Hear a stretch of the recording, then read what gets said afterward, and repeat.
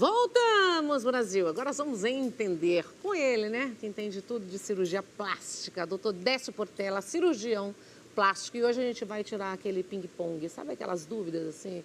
Todo mundo tem curiosidade. Quais serão as cirurgias que as mulheres mais amam, mais querem fazer, mais fazem, né? Na verdade, né? Ou planejam fazer? Porque cirurgia, assim, fiz, tenho um sonho, quero fazer. Então, vamos conhecer um pouquinho sobre você. Seja bem-vindo, doutor. Boa tarde. Boa tarde, viu? Seja bem-vindo. Bem, né? Falar um pouquinho sobre você para quem está em casa criar mais intimidade. Claro. Doutor Décio Portela, gente, ele vai falar sobre esse tema que desperta o interesse de muitas mulheres, viu? Que são as cirurgias plásticas mais desejadas. A gente vai descobrir juntos aqui quais são as top 5 aqui, de cirurgias plásticas mais procuradas e os cuidados necessários para realizar cada uma delas. Que não é só fazer a cirurgia, os cuidados antes, durante e depois. Com ele, doutor Décio. Quinto lugar. Eu falo? Pode falar, claro. Vou falar a ordem e você vai descrevendo sobre. Abdominoplastia é o quinto lugar no nosso ranking. Isso varia de ano para ano, conforme passa, mas a abdominoplastia, como mostra aí a imagem, é essa remoção de pele, a cicatriz escondida na linha da calcinha, né, para que fique bem discreta. Toda essa pele é removida, para isso descola-se toda essa região de pele para depois fazer a aplicatura, que são os pontos na musculatura para definir melhor o abdômen. Certo. E, então, quais são os principais benefícios da abdominoplastia e quando ela é indicada? A mulher pós-gestação, então, quando perdeu o contorno abdominal, isso muda muito, dependendo do quanto ela ganhou de peso ou não, emagrecimento. Então, o benefício maior é que ela tenha restabelecido essa anatomia num contorno mais harmônico, mais bonito.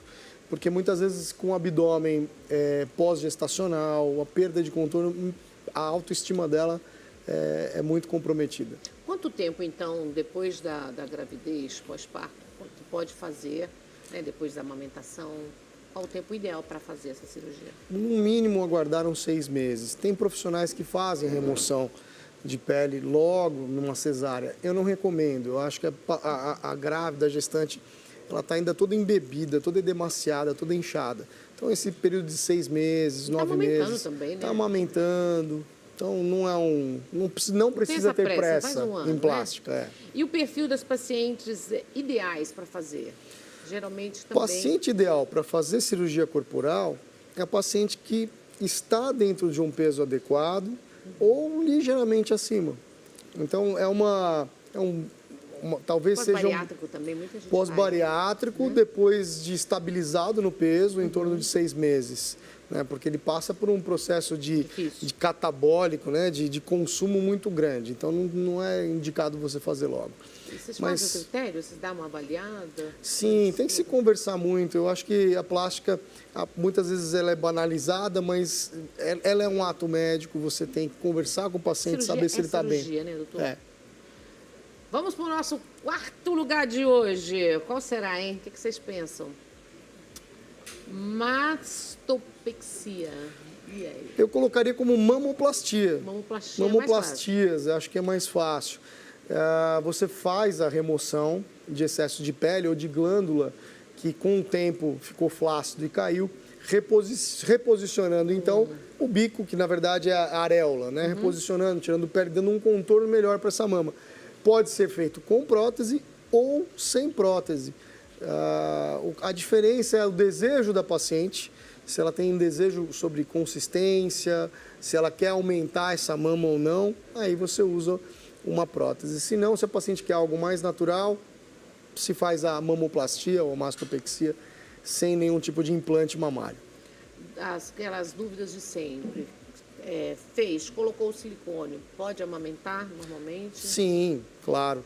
Você não vai ter problemas em amamentar, até porque esse implante mamário ou está atrás da glândula ou ele está atrás da musculatura. Então, o fato dessa paciente produzir leite ou não, independe da presença do implante. Pode perder a sensibilidade? Eu já vi algumas mulheres que perderam a sensibilidade. Depende da técnica realizada, ao acesso para se colocar essa prótese. Não é comum que se perca a sensibilidade, mas todo ato cirúrgico, como você está cortando, pode sim ter algum comprometimento na sensibilidade da areola. O que você acha que são os maiores riscos para essa cirurgia? Não só para essa cirurgia, mas todas as cirurgias plásticas, o risco maior é abrir pontos, se você não respeitar. Então, tem que tomar muito cuidado com essas recuperações rápidas, esse fast, né? Esse delivery. Parece que tu está indo no drive-thru e vai sair pronto lá na frente. Não, tem um tempo a ser respeitado de cicatrização. Então, abrir pontos, necrose. Então, se o paciente é tabagista, e a formação de líquidos que são seromas, coágulos, que toda cirurgia, com todo cirurgião, pode vir a acontecer. E queloide, hein? A gente sabe que vocês aplicam, né, umas injeções hoje, que isso ajuda muito. Queloide dá mais em quem tem peles morenas, descendentes latinos, asiáticos, os descendentes também com alguma indígena. Não dá para prever quando vai se ter ou não. Cada ato cirúrgico é isolado. Mas se você já fez um corte e teve queloide, você pode fazer aquela... Provavelmente você vai ter outro queloide. Então, o ideal é remover o queloide e fazer uma radioterapia que chama-se beta-terapia, para diminuir esse estado inflamatório. Mas depois da cirurgia, durante a cirurgia, não pode? Pós-cirurgia. Pós-cirurgia. Existem injeções de corticoide, mas, ao meu ver, eu acho que pós-cirurgia, já no dia seguinte, fazer essas radioterapias. Tempo de recuperação?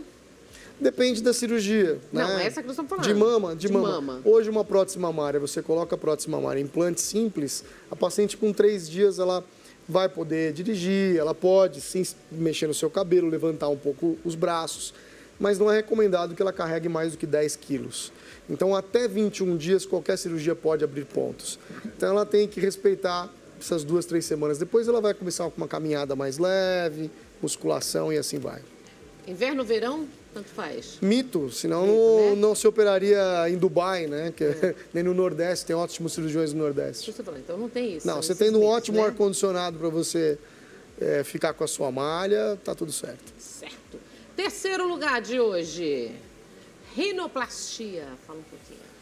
Mulheres procuram muito rinoplastia. Principalmente, às vezes, até os seus 15, 16 anos já começa uma procura maior. A mulher ela tem necessidade de um nariz mais delicado. Então, aquilo que vocês chamam de calombo ali, que é uma giba nasal, é a queixa de muitas garotas e mulheres mais adultas, e o dorso mais largo. E quando eu falo nariz, a face como um todo sempre é uma preocupação das mulheres. Então, outras cirurgias de pálpebra ou pescoço, nas mulheres com uma idade mais avançada, há uma procura maior também. Tempo de recuperação? De nariz é muito rápido. O paciente opera e vai embora no mesmo dia, na maioria das vezes. Ela vai ficar com aquela talinha e ela retorna no consultório em 7 dias para tirar o curativo e ela tem uma vida praticamente normal. E os cuidados? Cuidados é não bater, principalmente, né? Parece que tudo quando a gente está machucado, parece que acontece naquele lugar, né, doutor? Não bater, senão vai acordar com o nariz torto. Ai, meu Deus. Mas cuidados é lavar bem o nariz, não ficar em ambientes quentes para não inchar muito mais os olhos. Não tem pontos a serem removidos. Então, é uma cirurgia bem... Dentre as cirurgias plásticas, rinoplastia é uma cirurgia de recuperação muito mais tranquila e rápida do que os outros pensam. Idade mínima? Eu costumo avaliar Deu entre... esse bombom com a Rafa Justus, né? Que fez com 14 anos. Sim, eu costumo avaliar entre os seus 15 e 16. Certo. Né? Com o consentimento dos pais, o entendimento. Porque às vezes 15 e 16 ela é bem madura. Vamos lá, gente. Segundo lugar, lipoescultura. A lipo surgiu na década de 80 e sim, ela é primordial para você dar um contorno mais agradável nesse corpo. Então, a gordura é removida, assim, aspirando, e ela pode ser ou não acrescentada em outros lugares. Bumbum. Você pode colocar no glúteo, você pode fazer aumento primário de mama com gordura. Tá? Você chega a se colocar 200, 300 ml de gordura naquela mama. Diferença entre a lipoescultura e a lipoaspiração? Tudo é lipo. Você vai ver aí na internet, lipo light, lipo não sei o quê, hidrolipo, tudo é lipo. né, com algum nome gourmetizado. Mas a lipoaspiração seria só a remoção da gordura. Já a lipoescultura, então, tudo é. Você está esculpindo quando você está aspirando. Mas seria usar também a gordura para se preencher outras áreas. Recuperação e cuidados? A lipo, eu falo que ela é um pouco mais incômoda na primeira semana. Pode ter tontura, uma dor não agradável, que é muito bem controlada com medicação, mas como são incisões pequenas, o quanto o paciente mais se movimentar, melhor é. E cuidados, muito líquido, tomar muito líquido e hidratação, porque isso faz com que ela ande. Drenagem também, viu, gente? Drenagem, depois de 7 dias, quando ela aguenta, né, encostar nela, a drenagem ela melhora muito esse pós-operatório, ajuda bastante. Primeiro lugar no nosso ranking, no nosso top 5, prótese mamária, prótese na mama. A prótese mamária surgiu aí na década de 60 e ela é extremamente segura, apesar dessa histeria de se falar de processos autoimunes ou de câncer associado a uma cápsula da prótese. A prótese é extremamente segura. Esses casos são casos assim raríssimos, são muito raros, em proporção tudo, né, em medicina pode dar problema. Então, se você tomar uma dipirona, pode te dar problema. Quais as diferenças aqui? É o tamanho, é a textura? Tamanho e textura. Então, depende do que a paciente deseja. Essa que você pegou na mão é uma textura de poliuretano, é uma textura 3D. Então, ela adere melhor. Eu uso isso para pacientes que têm uma pele mais flácida, né, que não vai sustentar um peso muito grande.